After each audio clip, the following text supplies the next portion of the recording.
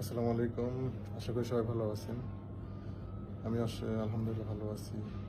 আমি বর্তমানে আছি একটি এয়ারপোর্টের লাউঞ্জে। তো লাউঞ্জে থেকে একটি বিষয়ে আপনার সাথে আলোচনা করতে যাচ্ছি। সেটা হলো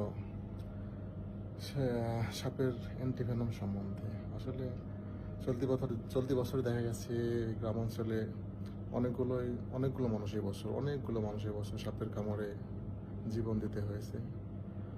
তো আমাদের দেশে সাপের অ্যান্টিভেনম সাধারণত দেখা যাচ্ছে শহরগুলোতে যে হসপিটাল আছে সেটাতে পাওয়া যাচ্ছে।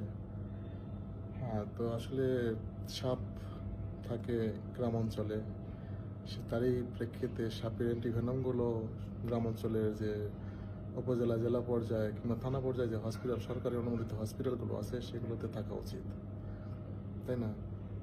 তো আপনাদের কাছে সকলের কাছে আমার এই জোর দাবি, আপনারা ভিডিওটি বেশি বেশি শেয়ার করেন, যাতে এই ভিডিওটি কর্তৃপক্ষের নজরে আসে এবং তারা একটি ব্যবস্থা নিতে পারেন, যাতে সাপের অ্যান্টিভেনমগুলো অতি সত্বর তারা গ্রাম অঞ্চলে, মহাসড়কে এবং গ্রাম অঞ্চলের থানা পর্যায়ে, উপজেলা পর্যায়ে এবং প্রত্যেকটি জেলা পর্যায়ে বড় বড় যে সরকারি হসপিটালগুলো আছেন সেই হসপিটালগুলো